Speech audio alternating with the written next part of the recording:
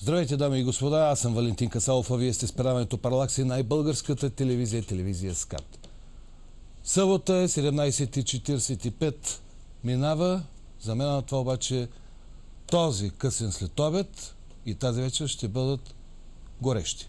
Ще бъдат горещи, защото има какво да кажем, има какво да разкрием. И ще го разкрием тук, заедно с моя гост. Този човек през последните години беше най-сатанизираният човек в България. Демонът, както се казва, на републиката. Когато нямаше престъпление, по-крупно, по-голямо или по-малко, нямаше премиерска неудача или гаф, който да не бъде обвиняван той. Защото през всички случаи това правителство трябваше да има един виновен. Едно плашило, което цялата държава да се вторачи в него и това плашило да отвърне, да приеме и поеме всички погледи на електората, за да остане Бойко, компания, Цветанов и останалите около тях навързани олигарси чисти. То не бяха дела, то не беше писаници. В същото време на този човек много малко от Бойковите медии, разбирайте централните телевизии, отделяха, му даваха време и място да му се чуе думата. През това време се писаха куп репортажи и, разбира се, вестниците не спряха да пишат. Така, този човек го обвиниха, че е глава на мафията. Глава на мафията, който подронва престижа на България пред европейските и световни институции, който съсипва икономиката и който слага прът в колелата на бързо тичещата колесница на Бойко. И спира пътя, светлия път на ГЕРБ. И тъй като за този човек се писа и говори много, този човек знае твърде много тайни. Тайни както от висшия партиен елит, така и от андерграунда на държавата. Аз тази вечер съм го поканил тук, в това студио. Това е всъщност моята втора покана. Той за втори път тук присъства, за да говорим по всичко това, което вълнува мен и вас. А мен и вас вълнува наистина доста неща. Например, кой създаде монополите, какво става с тези монополи, къде се преплитат интересите на Борисов и компания с престъпния свят, защо съдебната система буксува и колко човека от така политическия елит са се заиграли с антидържавна дейност. Казвам добър вечер на Алексей Петров. Добър вечер, господин Петров. Така. Голямата тема е какво става в държавата. Държавата е в ръцете на мафията. Вие сте обвинен, като всъщност така писаха медиите, така ви посочиха.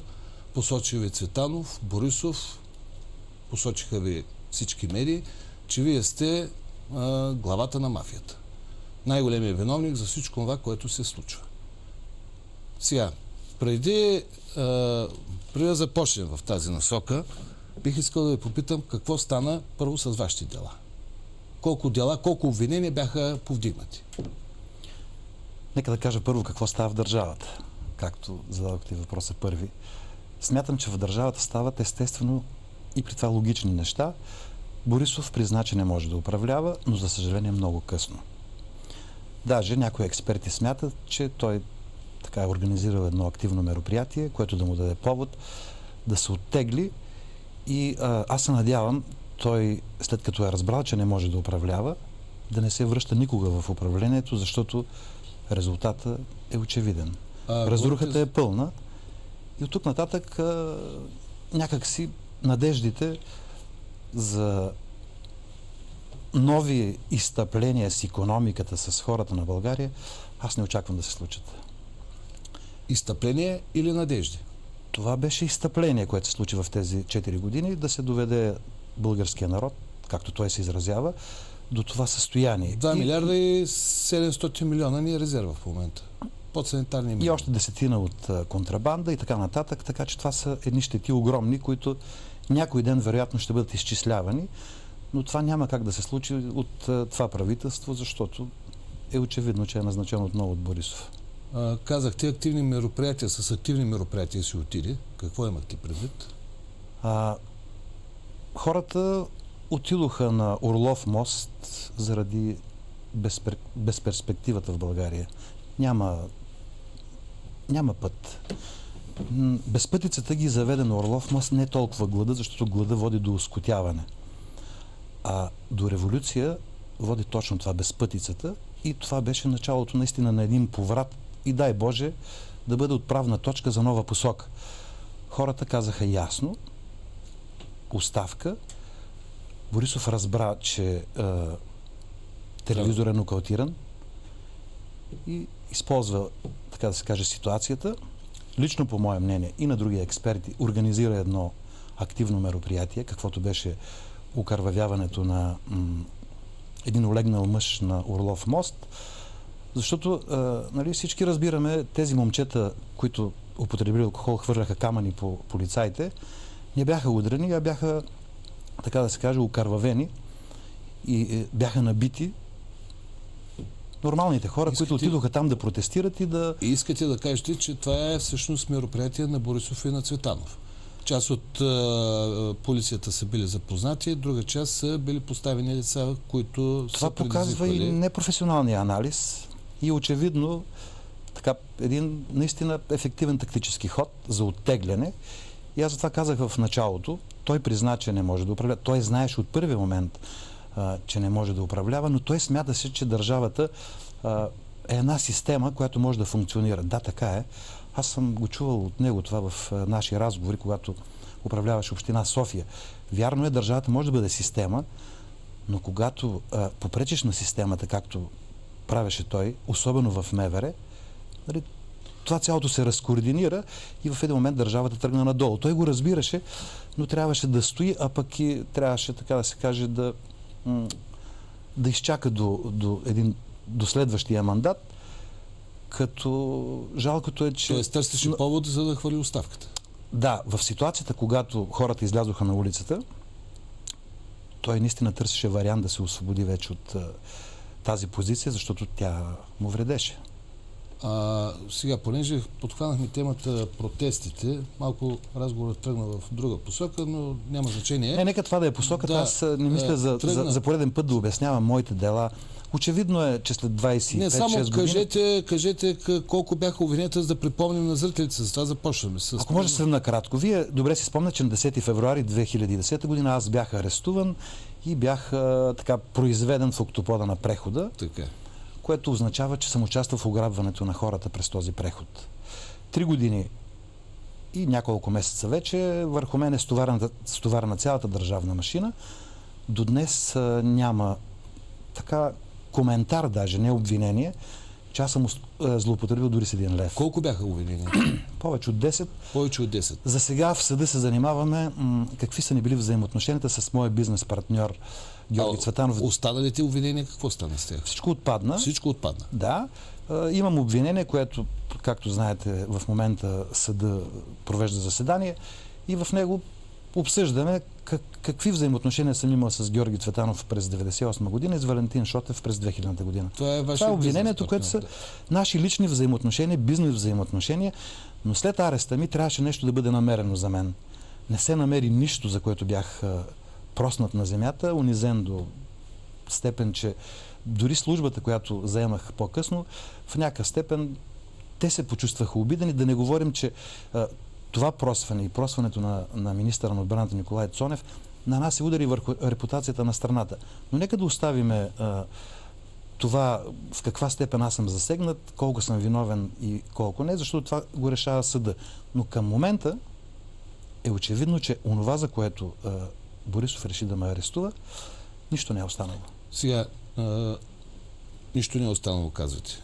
Независимо, че така съдебната система доста беше под натиск. Те най-вероятно и продължава да бъде под натиска на ГЕРБ, на Цветан Цветанов, който кадруваше там. Той прокуратурата...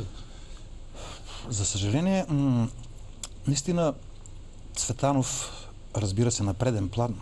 Естествено, че Борисов е зад него плътно.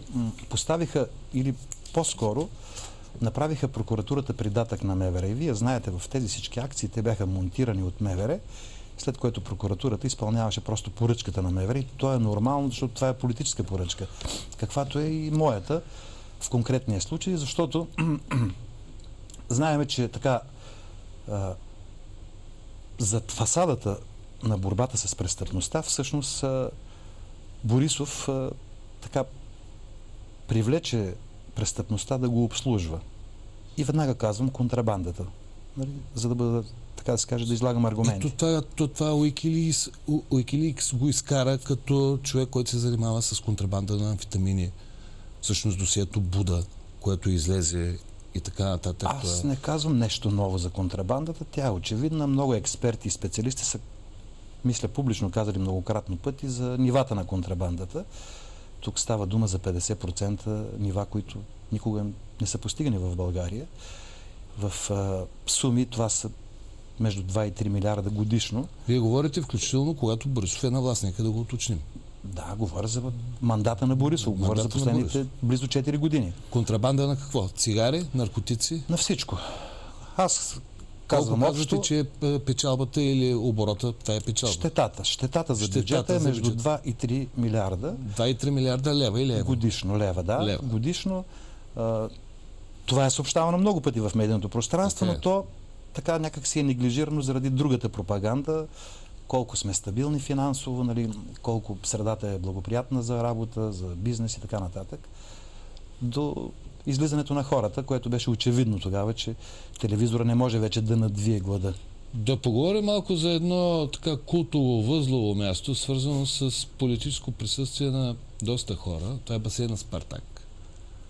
Там. Какво за басейна Спартак? Там имате дела. Какво? Там срещали сте там сте срещали с Румен Петков, с Надежда Михайлова, говори се за Първанов. Тогава сте бил явно доста наистина важен много се човек. спекулира с това. Доста важен човек сте били. Наистина, това място е обществено място. Разбира се, има и места, в които могат да се провеждат делови бизнес разговори. Да, наистина този прословут разговор с така наречените братя Галеви е проведен там с Румен Петков, но аз се опитах да обясна, мисля, наскоро, но отново не успяха, защото това се заглушава и трябва да остане неясно, за да поражда спекулации. Това се случи в крайна сметка в края на 2007 година, когато трябваше да покажем ниво на работа или на противодействие с организираната престъпност и на мен ми бяха възложени тогава като офицер на оперативно внедряване различни задачи, едната от които беше да направя среща с така наречените братя Галеви, един от които познавам по повод на това, че аз съм бил негов служебен ръководител. Тогава, при първата среща, те предоставиха информация, която касаеше ниво над офицера от МВР, който трябваше да осъществи срещата. Нивото беше достатъчно високо, че тази информация, която те трябваше да предоставят, наложи да предложа среща с министъра. Тя се състоя и нищо лошо и бих казал необичайно не се е случило, защото бяха предоставени тези документи. Тогава министъра Петков се запозна и срещата приключи. Срещан съм се наистина с... Това е по линията, разбира се, на оперативно интересните лица. Това е по линията точно на така, МВР. Преди влизането на България в Европейския съюз. Аз говоря за среща, ваши срещи с политици, вече които така засягат извън официалните контакти, по-скоро поискани от страна на политици с вас. Какво са искали? Надежда Михайлова, може би. Надежда Михайлова тренираше на басейна Спартак. Като инструктор не съм бил само аз. И смятам, че няма нищо също необичайно в това. Спекулира се за други отношения между нас, които по принцип никога не са били възможни, поради това, че аз бях в наистина приятелски отношения с тогавашния съпруг Михайлов. Така. А с какви други още политици там сте се срещали? Най-често съм се срещал с Бойко Борисов на басейна Спартак. По хиляди поводи бих казал. С Волен Сидеров, с Ахмед Доган, с тези познатите лица от... С Ахмед Доган не съм се срещал. още по-малко на басейна Спартак. Така.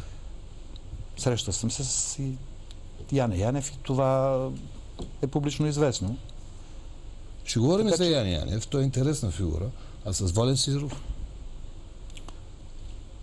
Имал съм срещи с Волен Сидеров, да. Срещи по ваше искане или по него? Все пак аз като служител на ДАНС някога наистина имах един от ангажиментите да правя срещи с депутати, политици и тогава съм правил срещи с Волен Сидеров в качеството на депутат, представител на парламента, което всъщност е било и част от задължението ми. Защо? Какъв е бил повода? Ще кажете ли?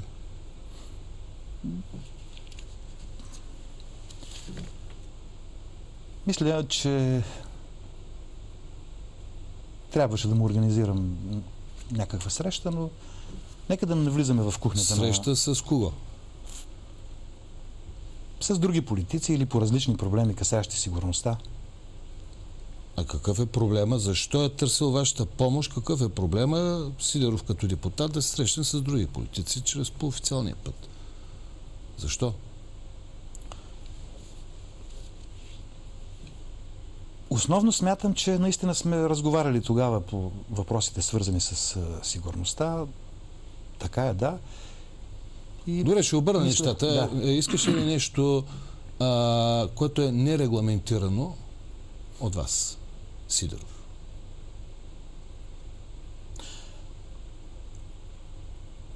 Ще кажа, че в прехода, за който ме обвиниха политиците, не съм имал среща с политик и по-точно с партиец, който да не е искал да му свърша някаква работа, включително и да злоупотреба с власт. Но ще спра до тук. И казвам това, защото ме мотивира именно това, че след като бях арестуван на 10 февруари 2010 година, всички тези избягаха. Включително си спомням, че заедно с Цветан Цветанов, Иван Костов и Волен Сидеров бяха най-яростните хора, които ме заливаха в сутрешните блокове с помия. Аз не съм си позволил до днес да говоря за мои срещи с политици. Няма да го направя и сега. Позволих си да говоря за Борисов. Наскоро да разкажа за наши срещи, но това беше, така да се каже, единствена форма да се защита, като например твърдението му, че участвам в взрива на Цветелина Бориславова, или пък, че съм злоупотребил с власт. Да, Борисов ме е притискал да злоупотреба с власт. Така, правили са го много лидери. За да приключим с Сидеров, понеже говорите за злоупотреба с власт, намеквате, че той е искал услуга, която всъщност значи злоупотреба с власт. Това ли да разбираме? Нека да кажем, че имало и такъв нюанс. Няма да си позволя да разкажа за срещата, заради присъствието на други лица. Тоест тази среща не е била само между мен и господин Сидеров. Вървим, както виждате, от бавно се изкачваме нагоре по иерархичната стълба. Ще стигнем и до Бойко Борисов. Да кажем няколко думи за Яне Янев. Яне Янев всъщност беше един от вие бяхте приятели или не знам, той беше човека, когато ви пуснаха в домашен арест, занесе ви цветя. Той говореше, той беше един от вашите защитници, вярваше в вашата правота, даваше изявления по медиите, докато в един момент се обърна на 180 градуса. Всъщност, Яне Янев не е ли ваш продукт по някакъв начин, по един или друг начин? Защото така всички ние журналисти останахме с впечатление, че вие сте неговия, нека да го кажем, настойник. Настойник, ако щете, духовен, политически, така, в много отношения настойник. В един момент той се обърна срещу вас. Няма да скрия, че аз харесвах Яне като политик. Смятах, че тази енергия, която показваше тогава, насочена срещу корупцията, наистина някъде в бъдещето, като млад политик ще даде и резултати.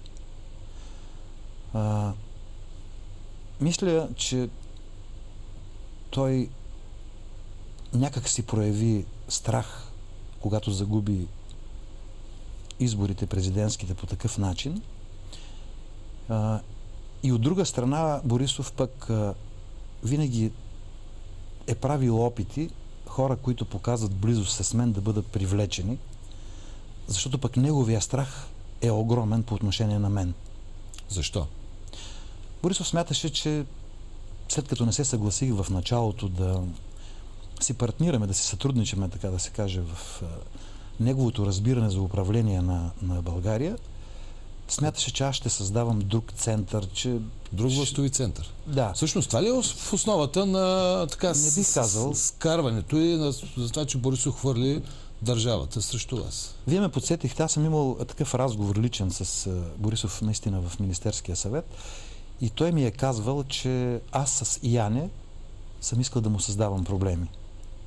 И смятам, че по-късно, освен страха на Яне от загубата по време на президентските и местните избори, решаваща роля изигра този натиск от страна на Борисов да привлече Яне, за да бъде дистанциран от мен. Какъв е бил този натиск? Това означава, че го държи с нещо. Не, аз мисля, че просто го оплашил по някакъв начин, може да му обещал нещо. Това, което се говори, че всъщност по някакви естествено има си начини, пътища, Яне е получил заплаха за живота си, на което така много сериозно е повярвал и е приприпкал при Борисов и е клекнал в скута му. Така поне усилено се говори от хора парламентаристи, хора, които са в тези среди. Ако отново е било активно мероприятие от същия център около Борисов, за това говорим. Да го притеснат, това е част от плана, за който аз говоря. Да, упражнява някакъв натиск. Аз нямам конкретна информация, но това е очевидно и даже не ми се занимава с това, защото е много грозно. Но смятам, че Яне заради този подход, заради този акт, това действие си отиде от политиката. Така смятам. За което съжалявам, защото той имаше бъдеще. Мислите, че си отишъл в политиката и няма никакви... Така смятам, няма шансове, защото... Няма шансове. Такова поведение няма кой да го уважи. Вие наред с всичко друго, всъщност можем да прибавим и още едно обвинение към всички останали, че вече се така афиширахте и в политиката. Казвам обвинение, защото до този момент думата политик България е мръсна дума. Затова казвам обвинение. Така че вече спокойно можете да говорите и като политик. Това, разбира се, като една шега, като метафора го казвам. Само за да ви подскажа, че можете да съвсем спокойно и да правите анализи на политическата ситуация в България. Така, споменахте за взрива на джипа на Цветелина Бориславова. Казвате, че този взрив е предизвикан от самия Бойко Борисов. Този въпрос ние сме изяснили с него и това ме засяга сериозно. Разбира се, не повече от клеветата, от лъжата, че аз съм злоупотребявал със служби, заради което аз му заведох дело преди около, мисля, по-малко от месец. Дело за клевета? Да. Той си позволи да... Това дело гражданско или наказателно? Наказателно, частен характер. Там трябва да доказвате доста сериозни неща. Да, и аз ще докажа. Първо, Борисов ме наклевети, че имам отношение с взрива на Цветелина Бориславова. При това ние много ясно, още през онези години, 97 и по-късно, двамата сме изяснили, защото аз съм бил до него в тази ситуация. Всъщност, откъде идва това? Тогава групировката СИК, част от която беше и той, и Румен Николов Пашата, не позволяваше никой от членовете на групировката да се отделя. Бойко Борисов и Румен Николов си позволиха да се отделят и оформиха нов офис, който офис в някаква степен беше менажиран от Бориславова, която и сега твърдя е един компетентен човек за мен в областта на бизнеса. Тъкмо заради това, че се породи тази заплаха за разделение на групировката СИК, беше причината и за този взрив. Тоест, другите решиха, че трябва да покажат на на отделили сте се, че така не може. И ние с Борисов сме изяснили всичко това във времето. Той ми е назовавал имената, кой го е изпълнил, кой го е поръчал. Целта е била сплашване или реалната смърт на Бориславова или на Борисов? Възможно е да са били по-сериозни замислите, защото наистина взрива тогава беше сериозен и атаката е точно срещу човека, който трябва, сега не мога да кажа дали да бъде убит или сплашен, но смятам, че наистина, ако се постигне такъв ефект, целта е постигната, защото тези двама отделили се, трябва да се върнат обратно най-малко, защото трябва отново да отидат под крилото или за крилата на групировката. Защото така някак се излиза, че отстрани са по-уязвими. Това е причината за този взрив. Така, защо обаче ме интересува тук? Защо след като Борисов влезе в политиката, първо влезе на листа главен секретар, кмет, политиката, той не забрави старите си така мафиотски навици. Той управляваше държавата точно като една мутренска фирма. Защо не можа да израсне? И да се държи като наистина така достоен човек, като премиер, който е съсредоточил в ръцете си огромна власт, с която не бива и не трябва да се злоупотребява. Защото нямаше коректив. Нямаше опозиция. Без да изглежда самохвално, аз бях първия, който казах, че ще му опонирам.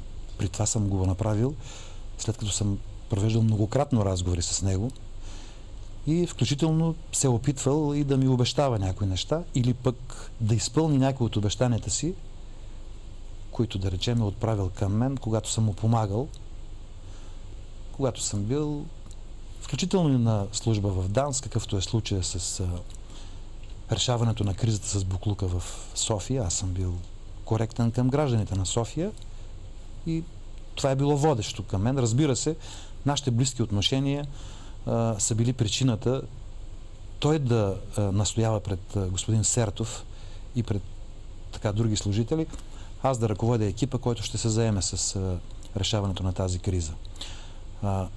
Борисов така се здоби с този менталитет, по-скоро маниер на работа, естествено в така силовата структура. И след това, когато няма коректив, няма кой да ти каже, че бъркаш. Аз бях един от малкото, с който Борисов се съобразяваше. Той много ценеше моето мнение, но след просването ми, така да се каже, нямаше друг. И сега се сещам, че когато вице-премиерът Дянков посети Съюз за стопанска инициатива и така в един по-тесен формат водехме разговор преди да започне официалната среща, аз попитах, няма ли кой да каже на премиера, когато бърка? И срещнах, разбира се, мълчание. Това е проблема, когато имаш един стил, който пренасяш механично от силовата структура в управлението на държавата, естествено, че ще се случи това. Да искаш на хората бизнеса, да подложиш на административен рекет от най-горе до най-долу малки и средния бизнес, да го унищожиш, което всъщност унищожаваш хляба на хората и затова в момента отчитаме 500 или половин милион безработни и глад и мизерия. Това е резултата. Разбрах ви. Така. Сега, след като Борисов падна от власт, усилено се заговори за възмездие. Възмездие по-мутренски. Тоест, заговори се за това, че хората, на които им е отнел бизнеса, говорим за бизнеса за милиарди или стотици милиони, ще си отмъстят и то ще си отмъстят точно по-мафиотски. Тоест ще го поръчат. Дори се говори, че от страх Борисов 2 пъти влиза, вдига кръвно и влиза в болница. Има ли такава възможност? Той всъщност се набърка в бизнеса на доста големи, в смисъл фирми, хора, които и им е отнел бизнеса, включително чрез силови методи. Или Гриша Ганчев, да речем. Какво мислите? Прощавайте, аз съжалявам, че така тръгна разговора в такава посока и като че ли разговора така основно изяснява взаимоотношенията ми с Борисов. Не, тук вече той е съвсем малко по-различен. Ще изясним тези неща и ще разширим така периметър. Така е, смятам, че той се страхува от това, защото си е позволявал да се набърква в отношения на различни хора, както и на бизнеса, разбира се, още като главен секретар. Защото аз бях първият човек, когато той трябваше да излезе от МВР, с който той се посъветва какво да прави след излизането си. И в този личен разговор, съжалявам, че го споделям, но той ме принуди, ме попита какво трябва да направя сега? Да напусна страната или да се заема с политика? Попита го защо. И той ми отговори, че е възможно да го убият. Значи още тогава имал сигнали. Казах му: Бойко, опитай да влезеш в политиката. Ако не стане, това не отменя другата възможност.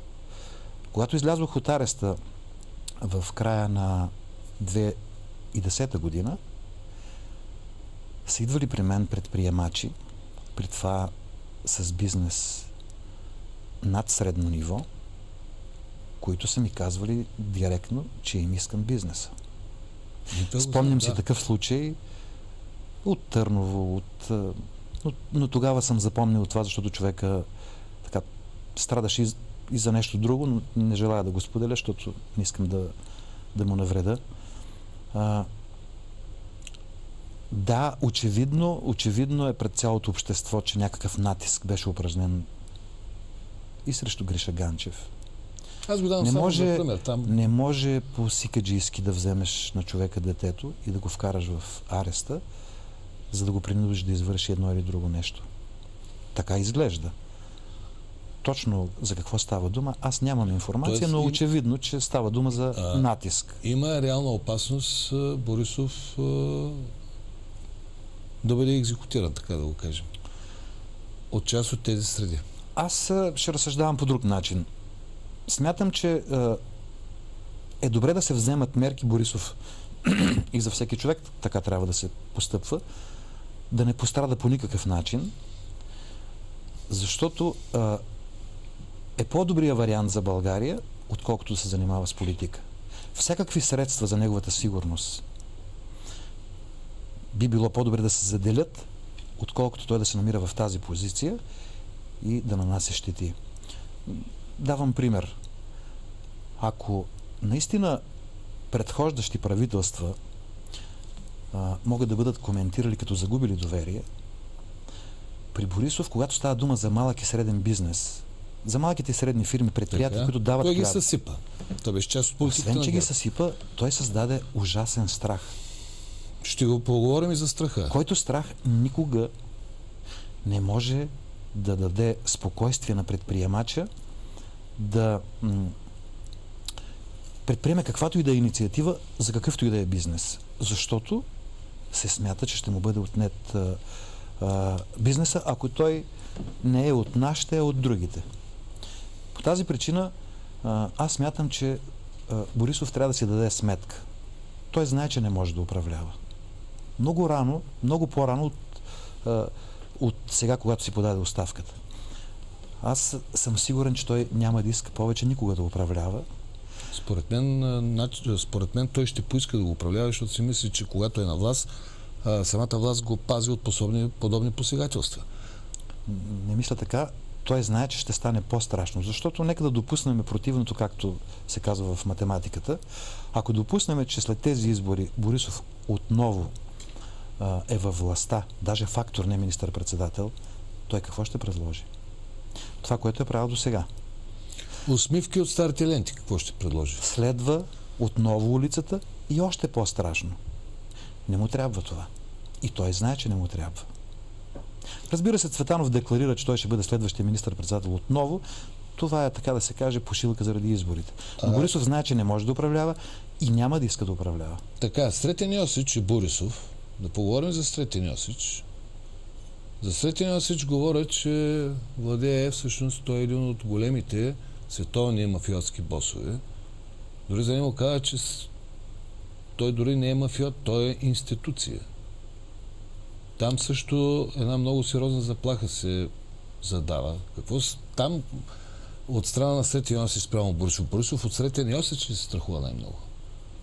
Какво стана? Наистина, аз нямам обяснение. Дори това, което се говори, и то се говори от хора посветени, хора от вашите среди, от ГДБОП, хора, които са присъствали, когато арестуват Сретен Йосич в София. Борисов тогава е бил главен секретар. В едно от поделенията на МВР Борисов се е позволил, Сретен Йосич е бил с белезници, Борисов си е позволил да го рита, да го събори на земята и да го рита, да му раздава удари. Казвам ви, информацията ми е от хора от МВР. Възможно, аз нямам такава информация, но зная, че Борисов неистово се страхува от него първо и второ от така появата на информация за контактите с Сретен Йосич. Аз не зная Сретен Йосич да е извършвал нерегламентирана дейност в България.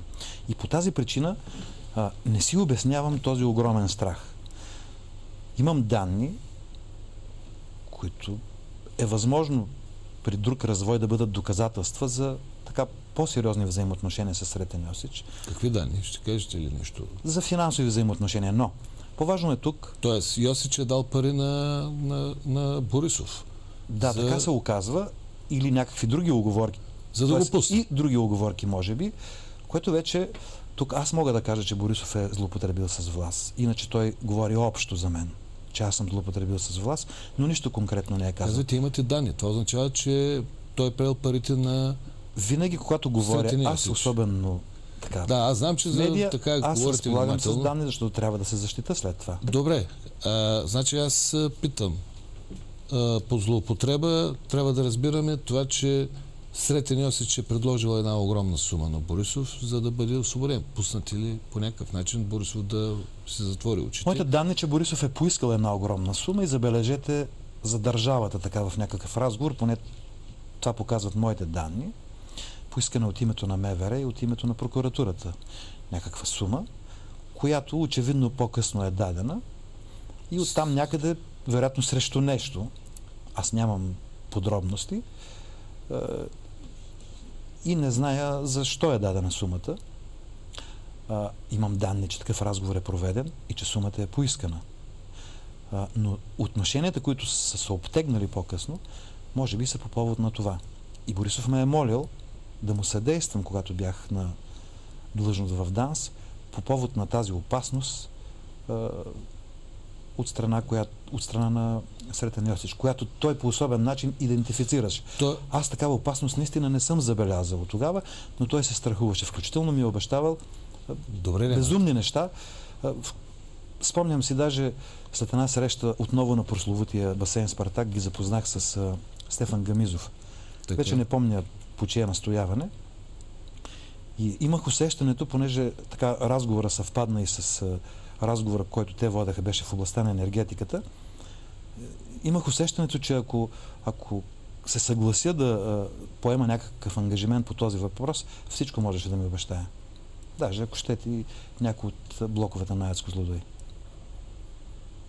Тоест, значи от една страна той е действал от името на държавата, от името на МВР, в същото време е действал точно по-мутрински, обещавал е, поискал е сума.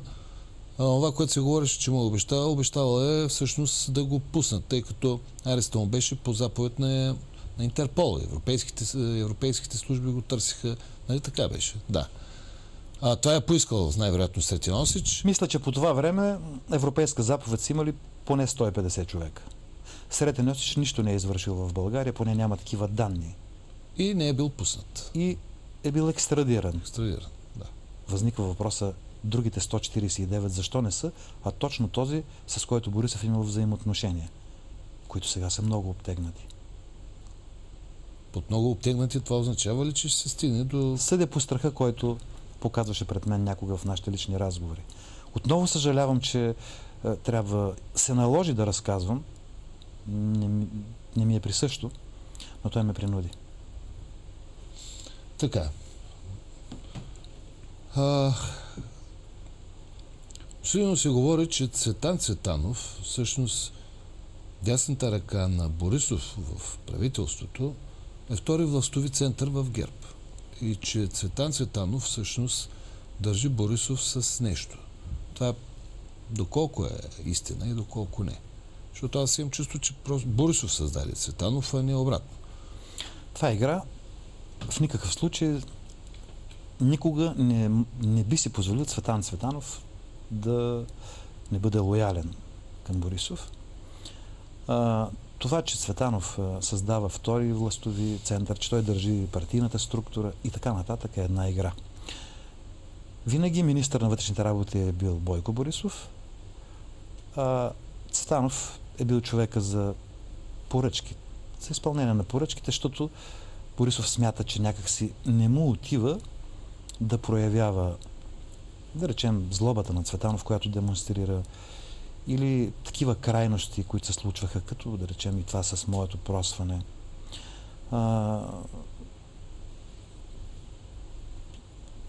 Крайностите, които си позволява Цветанов по отношение на изказвания. Кой от двамата е по-уязвим от възмездие? Кой от двамата? Борисов или Цветанов? Защото срещу Цветанов има също много стена така ненавист, злоба. Да не говорим от най-обикновения малкият човек, защото преди малко вие споменахте за страха, за който ще повдигнем тук темата. На мен, аз така някак си не искам да мисля в тази посока. Не искам да мисля за мъст. Аз съм един от хората, тук не говорим за мъст. На никого не го пожелавам. Вижте, аз като журналист ходя в различни среди от до. И чувам какво се говори.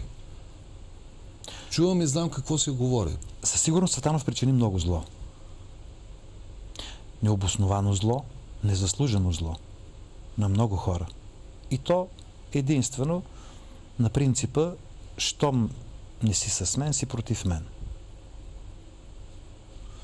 Така, казвате страх. Един от начините да държат народа, защото това беше вече по едно време масова психоза, беше подслушването. Нерегламентираното подслушване. Там се хвърлиха стотици милиони левове, за да се подслушва. Защо се прави това? Кажете ми. И има ли наистина такава възможност и за какво ще се използват различни лични разговори на отделни хора? Това беше един от начините, така тоягата, с който... Върха еманацията на поголовното подслушване, на хаоса, всъщност беше така наречения гейт Мишо Бирата, в който точно, да, до такава степен се злоупотребява с специалните разузнавателни средства, че чак се самозаписаха. Това е как изтече тази информация? Включително с Федосова. Аз си го обяснявам, че на оперативните работници в ДАНС им е писнало от злоупотреба с специалните разузнавателни средства. Писнало им е да изпълняват мръсни поръчки и са решили в един момент да го изнесат това, ако този акт в някаква степен може да спре наистина тази груба злоупотреба. Така си го обяснявам. Сега продължава ли това послушване, след като падна правителството? Правителството не е паднало. Казваме, правителството отиде зад кулисите. Така, де-факто вече е друга работа, защото новото правителство... И тук аз отново ще споделя така, че... Каква информация имате вие? Да, може да се каже за информация. Имало един план, който вече е реализиран и той е гласял, че всеки министър трябва да се определи по един доверен човек, който да го играе министър. Това ли е плана на... А пък ние трябва да отидем за завесата и оттам всъщност да... дърпаме конците. Да. Тоест това е марионетното правителство на Борисов. За съжаление така се оказа. Аз много вярвах, че президента, който до обявяването на състава на служебния кабинет исках много да уважавам. Той имаше право на кредит на доверие. Аз бях един от хората кандидат, който имах морално право да кажа господин президент, вие сте назначен от Бойко Борисов, вие не може да сте президент. Знаеме, че тези избори бяха фалшифицирани, но аз исках да вярвам в доброто. Смятах, че президента ще се опита да се отърве. Какво мислите за този президент? Ами той показа някакси, че е зависим от Борисов. Ето това е Той ясно. не успя да се оттегли от неговата сянка, даже бих казал от неговата хватка, прегръдка, която е опасна, знам, от личен опит. И от тук нататък аз не зная какво следва. Много разчитам и продължавам да разчитам на вице-президента Маргарита Попова. Мисля си дори, че тя би могла да има историческа роля по някакъв начин да създаде един институционален език с главния прокурор, който като че ли остана единствен в момента да очакваме, че може да се намеси и да се върне... ли при положение, че той е избора всъщност на ГЕРБ и на Борисов? Аз нямам основание към момента да не смятам, че той има все още време, за да покаже, че ще върне законността, че институциите ще заработят, каквато е неговата роля. Той трябва да се грижи за законността. Достатъчно беше това, което се случи с служебното правителство, за да всявам песимизъм с бъдещи действия на главния прокурор. И аз смятам, че в някои ситуации той показа адекватно поведение.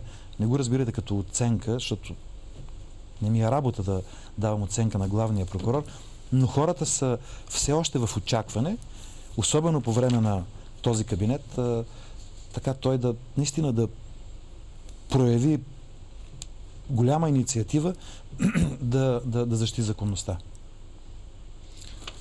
Така, и понеже говорим за държавата в ръцете на мафията, всъщност тук говорим и за държава, и за мафия. Те вече са сляни в едно. Под сляни в едно разбирам Борисов, ГЕРБ, мафията и кръговите от олигарсите. Да поговорим малко за кръговите и олигарсите около Борисов. Заговори се за кръга котараците. Значи, това са Людмил Стойков, Иван Алексиев, Богомил Гьорев, Александър Сталийски и така нататък. Кръга котараци. Това ли са най-доверените хора? Очевидно е, че тези връзки на Борисов не са градска легенда и той демонстрираше наистина близо с Сталийски. Аз се отнасям към него като президент на спортна федерация и ще кажа веднага, нали, не трябва да гледаме с лошо око на този, който взима баницата, този, който я дава. Ако става дума за сливането на една власт с друго и това понятие, аз смятам, че упражнението беше по-просто. Някакси от ъндърграунда се случи едно механично пренасене на отделни хора във властта, така че не виждам нещо сложно да се е случило. Механично пренасене. Аз бих го нарекал, значи, този преход и особено, не мога да кажа дали е финала на този 23 годишен преход, би го нарекал една зловеща алхимия, което златото го превръщат в дори не в желязо, превръщат го в буклук. Защото от това превърнаха България с цялата икономика, с всичките ресурси и така нататък. Тази зловеща алхимия естествено си има своите лица. И затова не напразно питам за котараците. Част от тези са всъщност приятелите на Борисов, които така точат по един или друг начин България. Но сега вече има един друг кръг, апостолите. Това е Румен Николов Пашата, стар другар на Борисов, и друга е Александър Сталийски същия. Аз конкретна информация за Сталийски и за Румен Николов нямам, но ме подсетихте... Румен Николов Пашата заедно с него 95-6 година направиха Тео Интернешънъл. Няма съмнение, и аз казах в началото, че те двамата точно се опитаха да се отделят от групировката СИК, което беше причина за взрива на Цветелина Бориславова. Да. Но, когато говорим за такава симбиоза или за химия, казахте вие, по-скоро ми се иска да направя коментар за присъствието на Димитър Стефанов, така наречения каратист, а и актуално се коментира подобно нещо. Излезе той беше назначен, по настояние на Бойко Борисов, в борда на ЧЕС с 35 000 лева месечна заплата. Да, и защо си позволи да коментирам и преди това участие Димитър Стефанов. Защото премиера Борисов си позволи в Народното събрание да каже, че за Митко Каратиста трябвало да питат Алексей Петров. И понеже аз съм в студиото, ще кажа. Питаха ли го? Ами, вие ме попитахте или по-точно ми дадохте повод да отговоря. Митко Стефанов е едно момче, което няма никаква работа в ЧЕЗ. Има ли образование? Той по никакъв повод и с никакви качества не може да се намира там. Защото той не притежава такива и бих казал, не може да изпълни нищо друго, освен една поръчка на премиера Борисов, каквато му хрумне, разбира се, което е и така сигнал за други неща и те са свързани. Кои други неща? Тъкмо с това как да се диктува на ЕРП-тата, защото някой беше казал, че по-страшен бил частния монопол от държавния. Когато Борисов е премиер, това твърдение не работи. Защото представете си, че ЕРП-то е държавно и Митко Каратиста е шеф. Коя поръчка няма да изпълни Митко Каратиста? Когато е частник, може да реши да опонира. Може да не се съгласи, да речем, с разпореждането да се преведат 30 милиона някъде или 4 милиона, каквито случаи има в две ЕРП-та, доколкото така знам, публично известно е. Къде са преведени? По консултантски договори. Печалбата в ЕРП-то се формира на око. Там може... Значи по договор печалбата има 9% някъде там. Всичко останало го прибира НЕК. Доколкото знам. Макар че до този момент договори не са извадени. Печалбата се формира на око. Защото консултантски договори, технологични загуби са елементи от калкулацията на цената.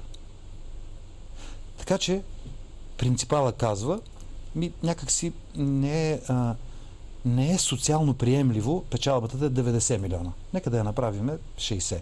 30 милиона по един консултантски договор. Така се формира печалбата. Имате ли такива данни за такива консултантски договори? Не, това е един много посредствен анализ, може да го покаже. Да, ДКЕВР може да вземе решение, примерно, ръководителя на ДКЕВР, различно от това, което иска Борисов. Не, разбира се. Защото за какви ЕРП-та става дума, когато просто Борисов решава какво трябва да се случи. Тоест, надутите сметки са вследствие на заповедта на сегашното правителство. То отдавна се шуми и се говори. Смятам, че най-вероятно става дума за план, организиран план. Това е престъпен план с един цял народ. Аз за това казах, че не трябва да се говори на улицата за национализация на ЕРП-то. Да, ви излязахте. А за конфискация. Защото едно от бъдещите Каква е разликата? Нека да го поясним. Каква е разликата на национализация и конфискация? С голяма вероятност едно от бъдещите ОПГ-та, което очаква Борисов, може да се окаже това с ЕРП-тата.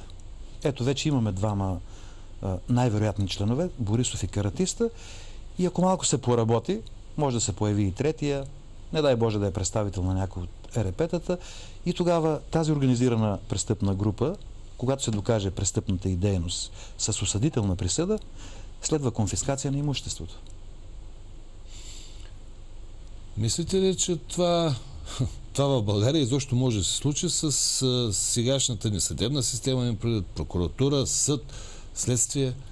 Така трябва да се работи. Така трябва по принцип в една нормална държава. Когато аз бях в ДАНС, господин Касабов, имаше разработка на 12 министри.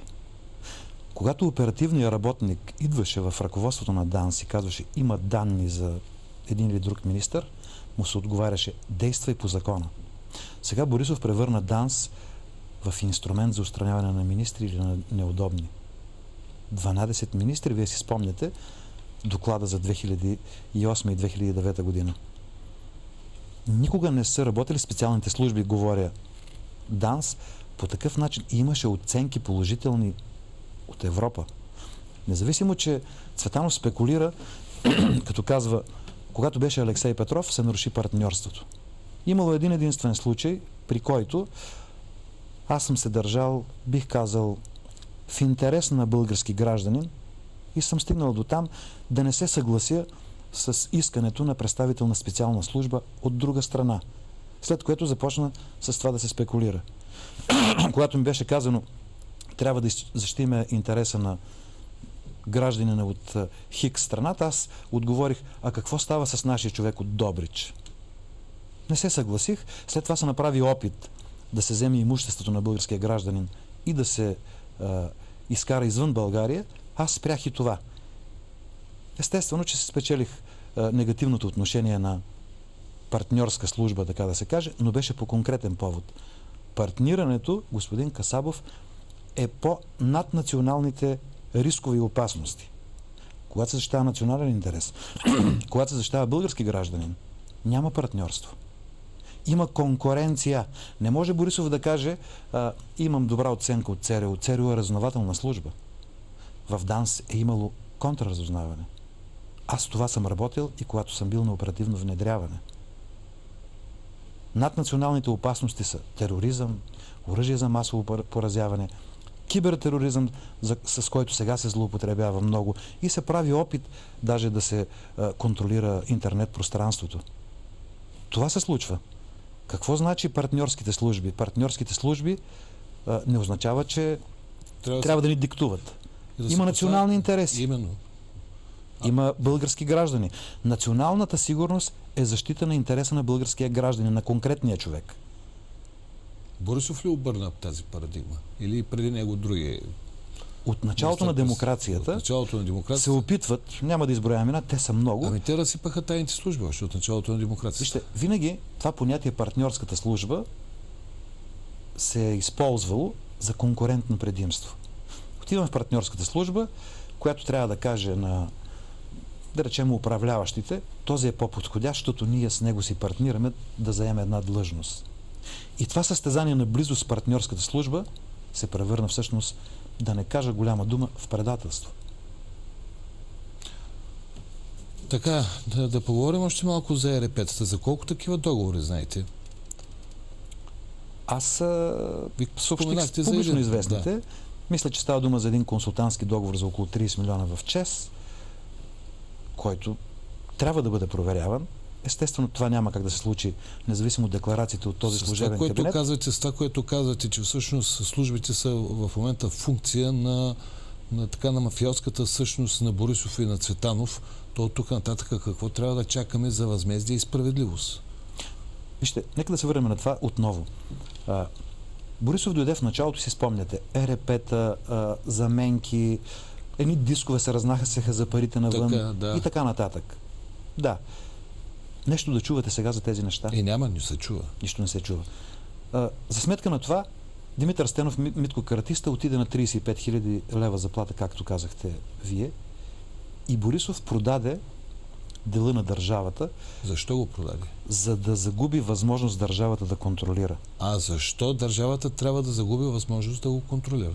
За да обслужи ЕРП-то за сметка на българския народ и срещу нещо. Ние за сега не знаеме какво е това нещо. Това нещо явно е един от договорите за... По-късно ще разбереме. Нали, има всякакви легенди, но аз като човек, който обичам да говоря само когато разполагам с достоверна информация. Разбира се, имам данни.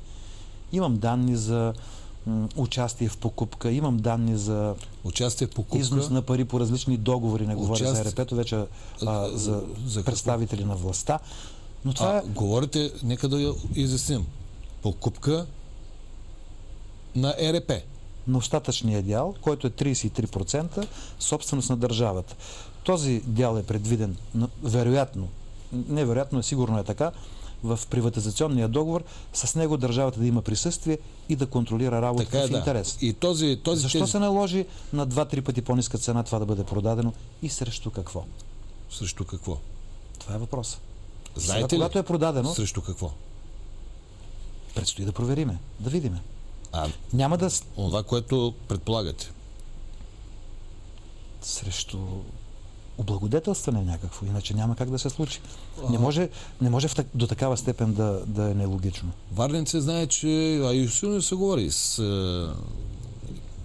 интернет пространството. Енергопро, зад Енергопро, това е всъщност Енергопро, това е фирмата, която наследи ЕОН. Че Енергопро е всъщност там с поставени лица, зад нея стои отново Борисов. Аз не знам всъщност този човек всеяден ли е, мисли се за вечен ли е, той не само той. Цялото им обкръжение. Те се мислят за богопомазане или не знам за какво. Има такива данни, те са публични. Въпросът е, че не трябва да се спекулира с това, а да се провери. Това може да стане и сега. Но това няма да стане от управляващите сега, от сегашното правителство. И тези хора, които са на Орлов мост, когато ги заблуждават с обществени съвети при президента по министър-председателя, те трябва да знаят, че трябва да участват задължително в два съвета. При проверката на ЕРП-тата и на второ място в МВР. Включително и във всяка областна дирекция, даже бих казал районно полицейско управление. Защото това е инструмента, с който се репресираше. Това е инструмента за тази полицейщина, която се проявяваше в България. Основно в МВР. Продължава ли и сега по време на това правителство? И казахте да. И подслушването и... Бих казал, че ако хората от Орлов мост се насочат към обществен съвет в МВР, те ще помогнат много и на новия министър. Защото той няма как, ако не получи тази помощ, която от една страна е коректив, но в крайна сметка е и защита на министъра от натиска, който, нали, нямате съмнение, че ще му бъде упражняван. Естествено, да. И не може, така да се каже, аз се отнасям с най-голямо уважение към професионалиста, шеф на международни връзки в МВР, но съгласете се, че няма как да се случи друго, освен изпълнение волята на Борисов по отношение на управлението на МВР. Така. През цялото време казвате, имам данни, явно сте доста информиран човек. Не трябва да се злоупотребява с това. Аз знам голямото очакване да разнасяме едни документи, едни записи по студията. Това няма как да се случи. Разбира се, ако реши някой да смята, че злоупотребявам с различни, да речем, обвинения, каквито тук във вашето предаване като че ли поднесохме, аз съм готов да се защита и тогава наистина със сигурност ще посоча данни, какъвто е случая. И създавате впечатление, че сте изключително информиран човек. Може би на базата на работата ви, както в ДАНС, както в службите на МВР, така и като от другата страна. Аз съм просто дисциплиниран. Бях обвинен, че съм изпратил хората да хвърлят камък срещу... Това няма как да се случи. Аз съм от 14 годишна възраст в МВР. Благодарен съм на системата, не го крия, че ме създаде такъв какъвто съм. Вярно е, че решиха, че трябва да бъда обвинен, че съм злоупотребил, но уверявам вас и вашите зрители, че няма една данна за това и след 3 години доказано не съм злоупотребил дори с 1 лев да бъде ощетена държавата или хората. Кога все пак ще има възмездие върху тези огромни кражби? Това не са кражби. Това е огромна измама на целия български народ. Ето го ГЕРБ, пък и защо не и БСП и Тройната коалиция, те какви ли не престъпления извършиха, отново се канят да управляват. Кога ще дойде това възмездие? В крайна сметка това трябва да тръгне, явно това прочистване от улицата ли? Откъде трябва да тръгне? Оказа се, че улицата в момента очаква експертите и интелектуалците, които в някаква степен предадоха хората. Защото сега те трябваше да бъдат на Орлов мост и да кажат на хората, които са усетили, че няма път, няма перспектива и те затова са там, в каква посока да поемат, поне на този етап, когато имат искания. Улицата са лута в момента. Те не знаят какво искат. Те са разнопосочни исканията. Така има първите симптоми, че протестите са яхнати и то не от хора като мен, както бях упрекван, защото има едно категорично твърдение, че улицата не трябва да се занимава с политика. Особено изявените лидери настояват пред протестиращите. Ние оставаме тук на улицата, т.е. поръчката е енергията да си остане там, а в кабинетите да останат партийците. Улицата трябва да намери начин не само през обществените съвети, които са едно отклоняване на вниманието и на енергията, а наистина да се опита да влезе там, откъдето се решават въпросите. Това е парламент. И това ще бъде единствения начин, по който, макар и по тази конституция, би било възможно наистина да сме парламентарна република, когато министър-председателят тръгне към парламента да се притеснява. А не дай Боже, като Борисов, изобщо да не се явява и да смята, че депутатите са безработни. Той така се държиш с тях като със слуги. Добре, говорим за олигарсите. Улицата говори срещу монополите. Улицата обаче от този момент един път тя говори за енергото, фирмите, които разпространяват електроенергията, говори за ВиК, говорят за топлофикация, но не говорят за един голям монополист. И това се нарича Лукойл. Един голям олигарх, Валентин Златев. Всъщност, Златев ли е така човека в сянка на Борисов? Или един от тези хора, които дърпат конците на Борисов? Защото Борисов не е сам. Той не се е самосъздал. Така е. Кой го създаде? Така е, но Златев ли е човека, който го създаде? Или един от тези хора? Борисов тръгна случайно и аз пресъздадох един наш разговор, който трябваше да излезе от МВР. Въпрос, той се умя да привлече много хора, които заблуди, че ще следва благородна кауза. Един от заблудените съм и аз. Но да се върна на монополите. Хората са подведени в момента и енергията им е насочена срещу монопола. Абстрактно. Тази енергия няма как да постави втора жица за тока или пък друга тръба в топлофикация, а става дума за регулация. И се връщам на разсъждението, че никакво значение няма чия е собствеността. Дали е държавна, даже аз смятам, че когато такъв като Борисов е премиер, е по-страшно. Защото поръчката ще бъде изпълняна безпрекословно. Енергията трябва да се насочи срещу този, който трябва да регулира. Защото монопола трябва да бъде регулиран. Изобщо управлението е регулация. Бизнесът е регулация. Така е. А хората трябва да контролират. Въпросът е не управляващите да им предлагат механизми, по които, както сега за трети път казвам, ги подвеждат с обществени съвети, а хората, гражданските организации, трябва да бъдат и в парламента. И за това се стигна до тук. Нали, хората отрекоха партиите. Нещо, което ние с вас сме си говорили, мисля, преди 2 години. Да. Без партии не може. Естествено, това е. Няма никакво съмнение. Това е единствената форма. Политическа система. В момента, да. Единствената точно така. Единствената форма тези хора да отидат на мястото, от което съществява контрола. Това е парламента. Но лидерите им казват за сега: не, няма да се занимавате с това. Защото изпълняват поръчка на някой от статуквото и при това основно на сега управляващата партия в момента, която си сложи марионетно правителство. Тоест, протестите казвате, че всъщност вече са овладяни и са. Да, и се очаква да спухнат във всеки момент. На властта. Смятам, че те възникнаха спонтанно, истински. Да, спонтанно беше, така е. Да, и даже трябва да се прекланяме пред такива примери, каквато беше саможертвата на самозапалилия се Пламен Горанов. Не само, в последно време има поредица от случаи. Това е безпътицата. Безпътица, отчаяние, депресия. До това ни доведе най-накрая, ще кажа, не това правителство, не ГЕРБ, защото и двете се състоят от един човек. И той го разбира, вече го разбира.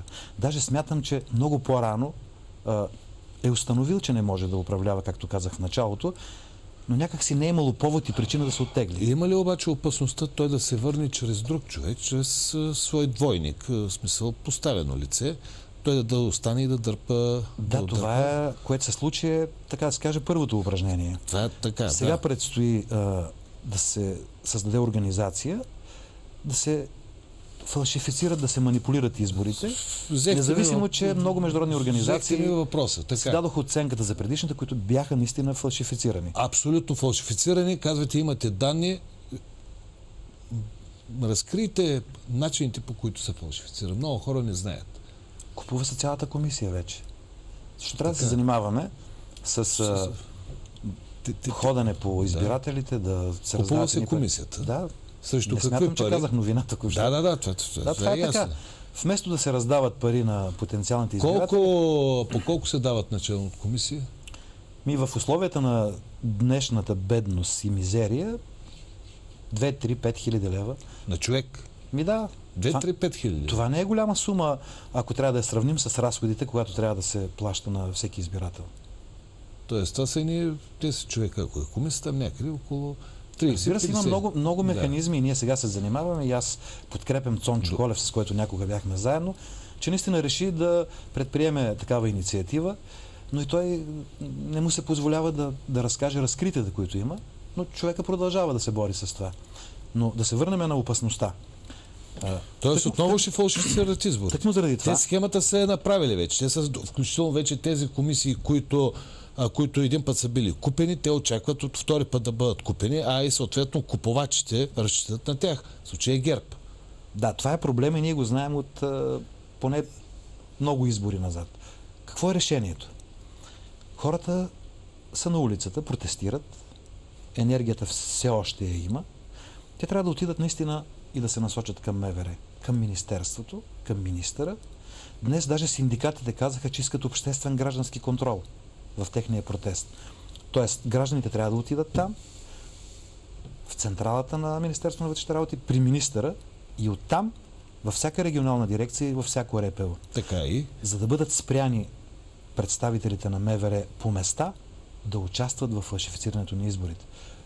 Големия състав, огромния, си върши, разбира се, работата.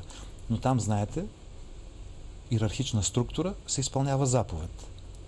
Ние не можем, когато кажем, че МВР участва в изборите... Как един представител на улицата или двама-трема, които са некомпетентни хора, които не са наясно нито с структурата, на МВР, с отделните звена, кой с какво се занимава, ще контролира нещо.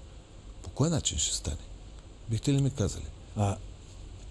Хората от улицата, протестиращите, могат да намерят експерти, даже и сред самите протестиращи има такива. Допустимо е дори хора, които ще ги представляват, да бъдат изучени и да им се даде право на класифицирана информация. По този начин няма да съществува проблема. Това е нашата територия. Вие, гражданите, не можете, защото не разполагате с всички шефове на ОДП-та са назначени политически. Те са верни на ГЕРБ. Ако някой... Те ще направят всичко възможно, за да спрат... проведе честни избори, първото нещо, което трябва да се направи, е да бъдат уволнени тези, които бяха назначени, за да правят избори. За да фалшифицират изборите. Очевидно е, че МВР участва. При това няма други институции в такава степен... Как участва МВР? По всякакъв начин, при това с най-груби методи. Аз съм участвал в президентската кампания и ми се е налагало многократно пъти да се обаждам в районни полицейски управления, в регионални дирекции на МВР, да питам защо един или друг човек е подложен на натиск. И то във връзка с изборите. Има лидери от... Вие знаете, до такава степен бяха притискани хора от МВР, че някои напускаха партии и отиваха да се кандидатират от ГЕРБ. Но това е проблема и той е общо известен. Аз в момента никакви новини не поднасям. Тук говорим какво е решението. Решението е контрол на МВР, ако искаме да не ни се смее Европа и света, че сме фалшифицирали на ново изборите. И това могат да направят точно тези хора с тази енергия, с която излязоха на протестите. Няма нищо сложно в това. Включително част от тези хора могат да получат и допуск. Допуска за квалифицирана информация е с тази цел да се пазят тайните на държавата. Какъв е проблема до тайните на държавата да отидат гражданите, които ще защитават интересите на хората, защото до сега партийците, управляващите статуквото показват. Това до изборите виждате ли го да стане? Единственото решение е улицата да го поиска, да се обърне към МВР и да каже: да, искаме да ни се даде възможност при положение, че да видим улицата какво вече прави МВР по време на избори. Улицата вече е контролирана. Част от лидерите са под контрол, които се опитват в неправилна посока да подвеждат енергията на протестиращите. Наши зрители. Ало. Ало, добър вечер. Добър вечер, откъде се обаждате? От Бургас се обаждам. Слушаме ви. И в момента на живо гледам предаването. Слушаме ви. Оле? Да, слушаме ви, говорете. Искаме да запитаме господин Алексей Петров, къде са потули този запис,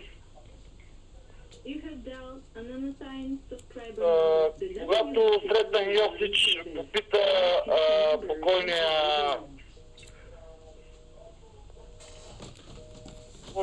този, забравих, сега не мога да го произнеса, къде са потули, когато покойния Сретен Йосич попита Бай Миле какво става с парите,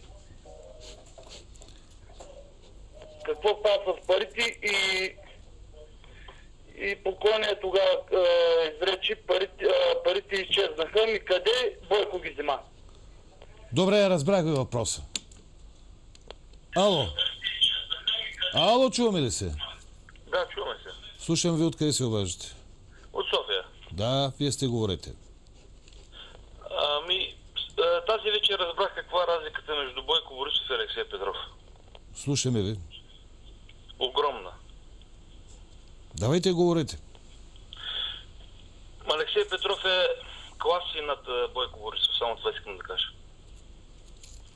Добре, благодаря. Явно си имате фенове. Ало. Ало, чуваме ли се? Здравейте, господин Касабов. Слушаме ви.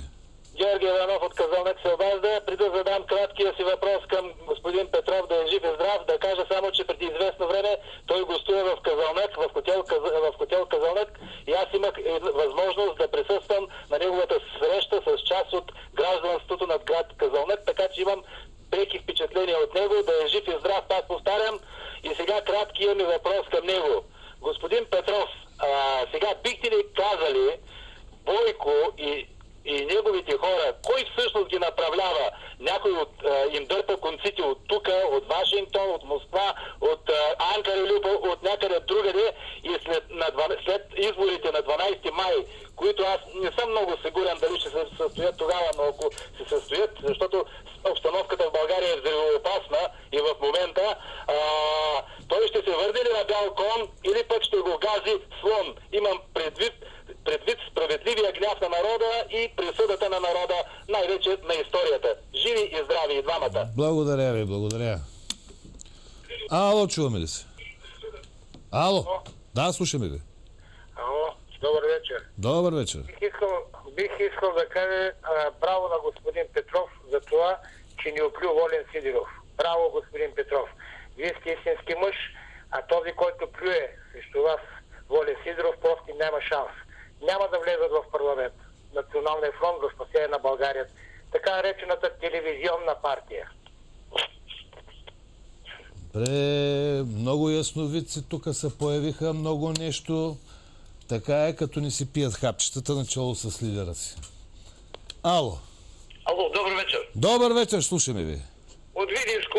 Аз съм на 60 години и не си спомням през моите 60 години държавата да е управлена на нещо друго, освен от мафия. Партията БКП какво беше? А сега за мен пак БКП си управлява. Бъдете живи и здрави и двамата и всички българи. Всичко добро, благодаря ви. Ало, чуваме ли се? Ало, изключете звука на телевизор си.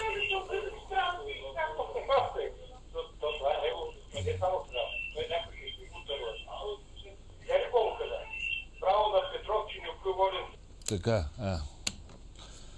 Ало. Ало, чуваме ли се? Добър вечер. Добър вечер, слушам ви.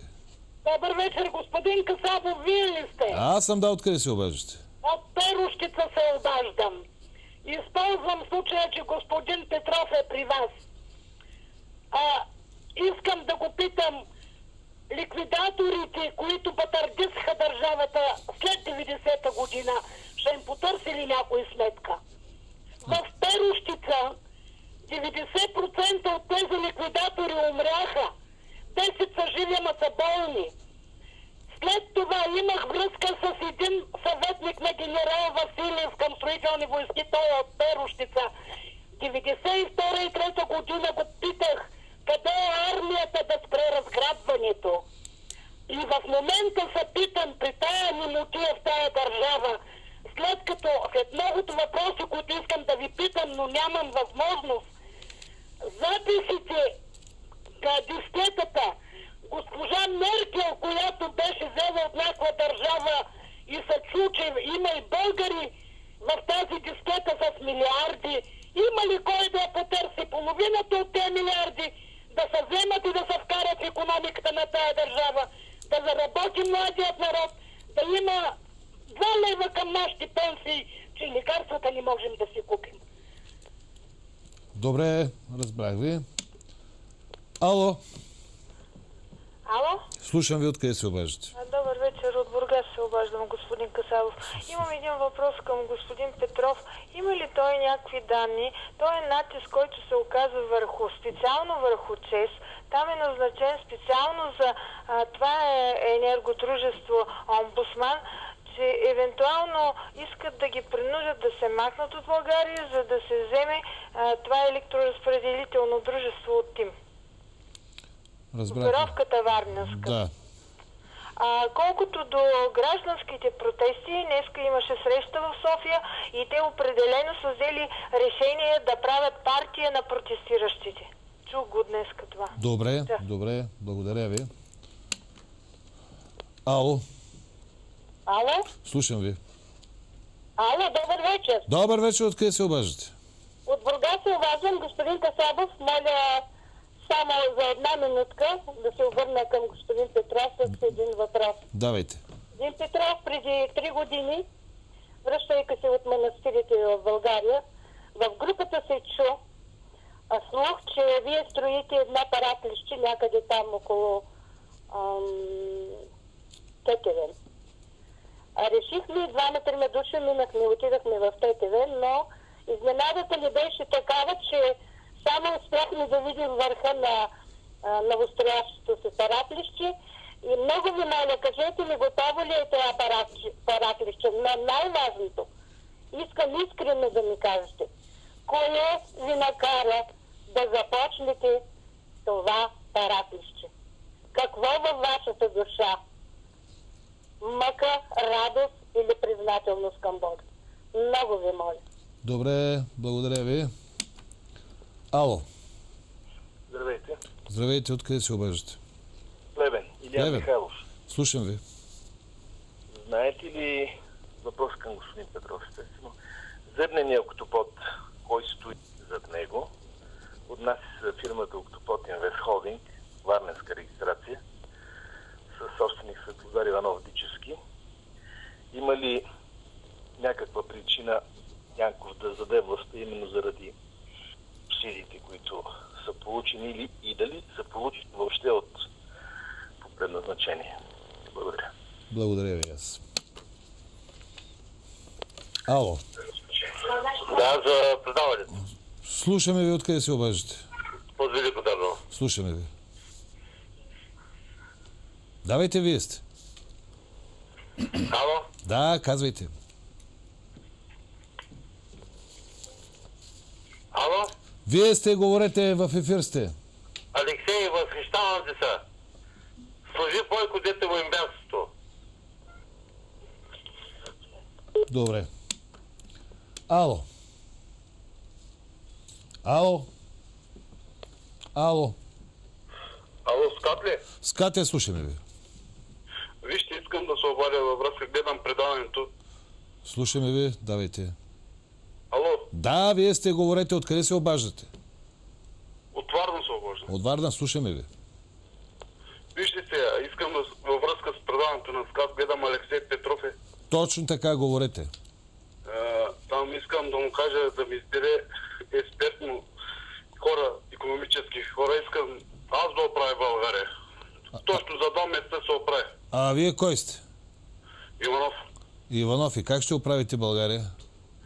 Как? Ревизия от 90-та година и ще ми трябва 10 прасета в Белене, да може да ги нахраня с нашите депутати, дето бяха там. Добре, разбрах ви мисълта, приемаме като метафора. Не мисля, че говорите сериозно с това Белене и с прасетата. Ало! Ало? Слушаме ви, откъде се обаждате? От София се обаждам. Да. Искам да кажа, говорихте за кой дърпа конците на ГЕРБ и така нататък.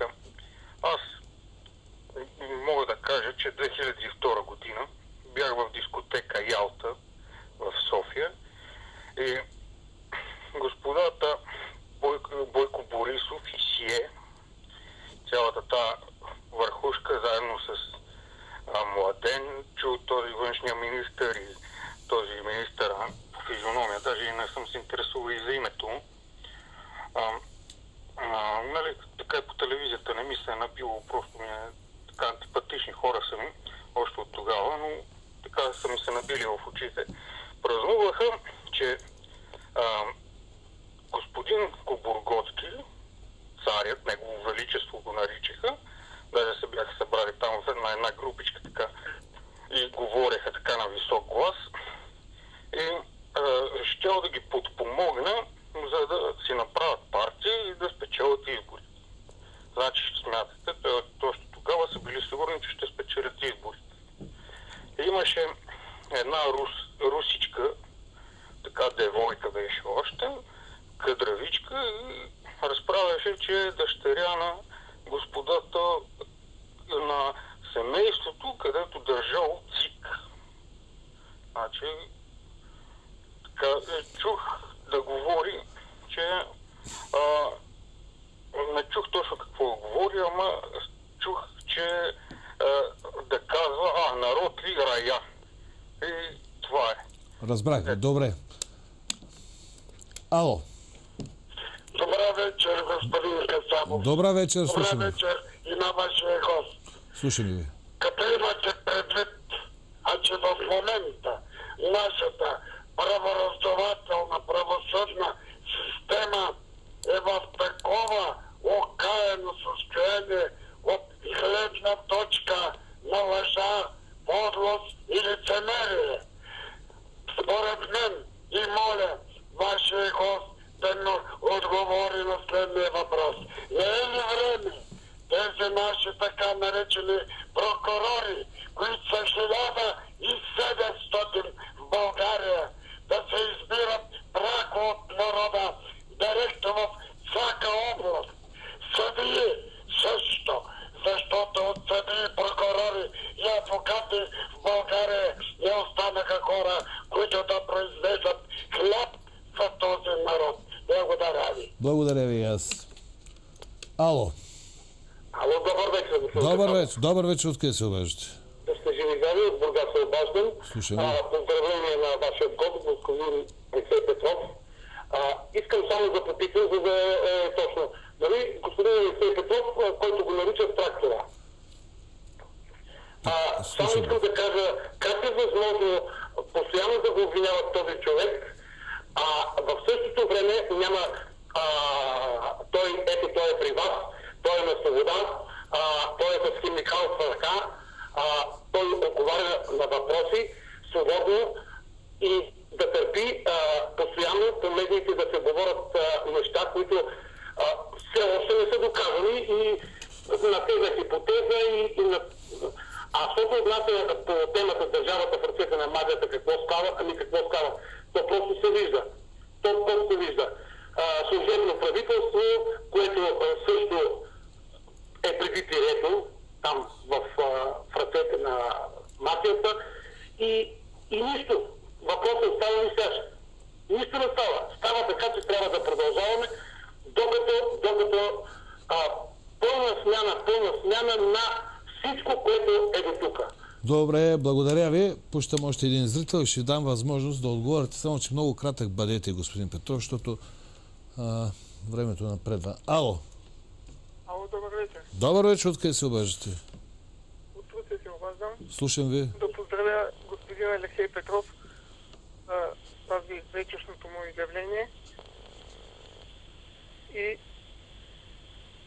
да издигат млади хора напред, искам това да кажа, защото само така може да има някаква реална промяна в България. Добре, благодаря ви. Ало! Ало? Да, слушам ви, откъде се обаждате? От Русе. Русе, слушаме ви. Да, ало? Да, вие сте, говорете малко по-бързо. Да, вие сте. Слушаме ви. Значи, интересувам. Да, говоря. Ало? Вие сте, изключете звука на телевизора си, просто нямаме никакво време. Значи, интересуваме. Имате ли какво да кажете? Да, ало. Айде, задайте си въпроса. Губим време. Значи, интересуваме, кои не съм мафия, ще гласувам. Олеся Николов се казва. Да ме насочи, кои не съм мафия да гласувам за тях. Не съм мафия. Кои не съм мафия? Кой искате да ви отговори? Аз или господин Петров? Ало!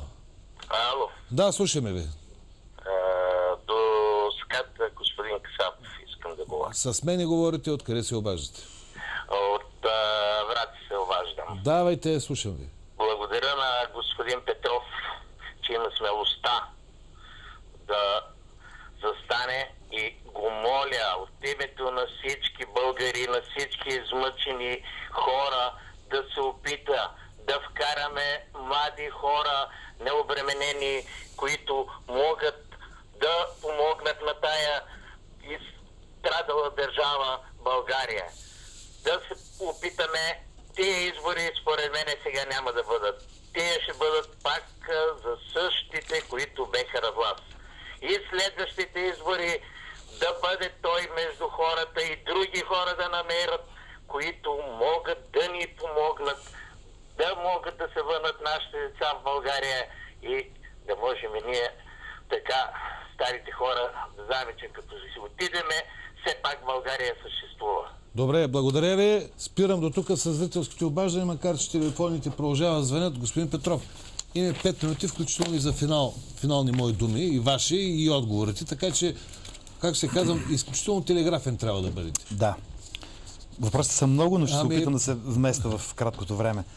Първият въпрос е къде се намира записа от делото Лале, което беше оповестено от господин Бисеров в парламента. Да, намира се в парламента, папките са по една комисия, наречена Бисеров. Друг е въпросът, защо толкова късно се оповестява.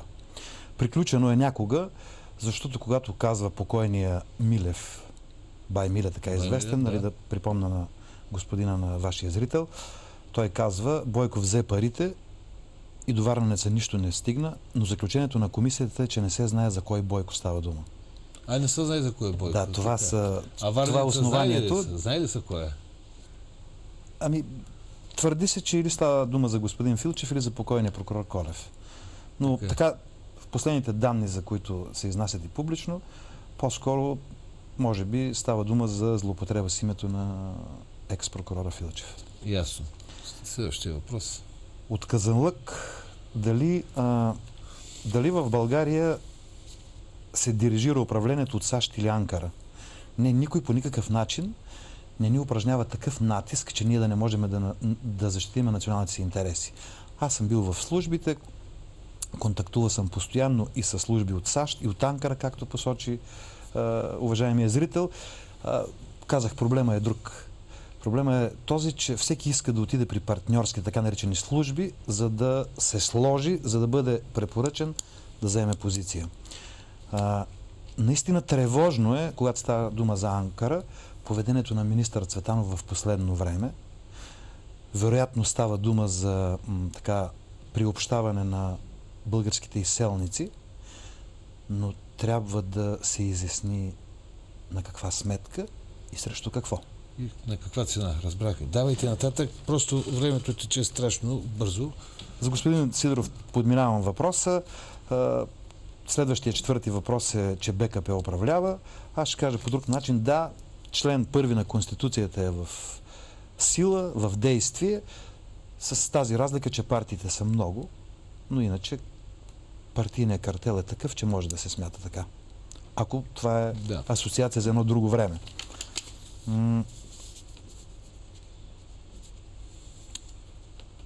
Тук се призовава армията да се намеси при ликвидаторите. Смятам, че си имаме достатъчно ефективни институции. Необходимо е просто хората, както аз призовах, в случая с унази енергия на Орлов мост, да отидат приоритетно в МВР и да влезат в функцията си на така спрягания граждански контрол.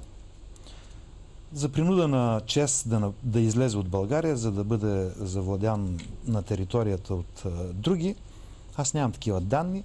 По-скоро смятам, че много отдавна господин премиера чрез Димитър Стефанов, така наречен Картис, партнира там и той е, така да се каже, най-сериозната защита срещу подобно действие. По отношение на Параклиса в Тетевен, да, не съм само аз този, който съм участвал в построяването. Параклис е готов. И какво ви принуди, беше въпроса, вътрешната потребност. Идеята е спонтанна. Тук става дума за много история в този връх. Как се казва Параклиса? Параклис е... Не се сещам да ви кажа честно в момента. Тук хванах неподготвен. Само да ви кажа. Добре. Историята е за връх Острич. Така. И оттам за хората в Тетевен. И инициативата, разбира се, и на други хора. Аз съм един от тези, които съм помогнал финансово и съм поддържал тази идея. Спонсорите или титулите, ако трябва да... Аз съм помогнал на Вложенския манастир, там в района също и на много други места. Разбрах. Така че аз не смятам, че трябва в момента да използвам времето за да отчитам някакви заслуги. Давайте, че нямаме време, наистина. Зърнени октопод. Това е варненски зърнен. Нямам никаква информация. По никакъв начин такива хора не стоят зад мен. Чух някакво подобно твърдение. Изключено е просто. Тук господина каза, че може да оправи България за 2 месеца. Аз твърдя, че 2 години са достатъчно. Стига да се появят хора, които искат наистина да се отдадат на това на България да бъде помогнато и това да им е мисията. За някаква среща в Ялта се разказва. Да, чувал съм за подобни неща. Наистина, чествани са подобни, така да се каже, поводи. Сигурно е така. Нали, не мога да кажа с точност. Да бъде избиран прокурора, не само прокурора, и съдията трябва да бъде избиран, и областния управител, даже полицая или шерифа на други места трябва също да бъде избиран. Да, аз съм трактора. Това, разбира се, прозвище... Кой ви го измисли? Това не беше някога... Това всъщност е злоупотреба на Бойко Борисов отново. Някога като състезател, така в младежките години, истината е, че аз спечелях много бързо срещите си и така по повод на тази моя игра, която целеше в първите минути и секунди да си печеля срещите, понякога ме наричаха трактора, което асоциацията е свързано с стила ми на състезаване, което Борисов знае и той реши, че по този начин може да ме засегне, като ме свързва с това име. Аз не смятам, че... Има 2 въпроса, които наистина искам да отговоря на тях. Това са 13-тия въпрос и последния. Трябва да се даде шанс на младите хора. Това е решението. Наистина хората, доказано е, че освен, че са енергията, младите хора в България са и интелигентни, и умни, и тези, които са навън, са доказали, че са конкурентни в онази среда на Европа или на други страни. И наистина означава, че ние сме длъжни да дадем шанс на младите. И не е вярно, че ние опитните трябва наистина да мислиме тяхното бъдеще. Не, ние трябва да се оттеглиме, да им помагаме, да ги съветваме, но те трябва да вземат първата позиция. Това е истината. Добре. Благодаря ви, господин Петров, за участието в Паралакс и така за откровения разговор, който водихме. Надявам се, че темата мафия, държава ще продължи да бъде на дневен ред и някое друго предаване ще продължим да говорим и не само да говорим, да изнесете някакви по-конкретни данни, по-нови бих казал. Благодаря ви още веднъж. Аз ще се радвам вашето предаване така някакси да служи като една трибуна за призив, ако щете, така и за да бъде, освен трибуна за призив за действие, така да бъде наистина и един инструмент за помощ на хората. Ами ние сме помагали. И такава ви е мисията и аз се забелязвам и затова да. Така се съгласих да откликна и на поканата ви. Да, благодаря ви още веднъж. И аз ви благодаря. На финала сме, уважаеми зрители. От тук нататък какво става в държавата зависи единствено и само от нас. От тези, които мислят, от тези, които не се страхуват. Най-вече от младите, разбира се, и от нас, тези с побелелите глави.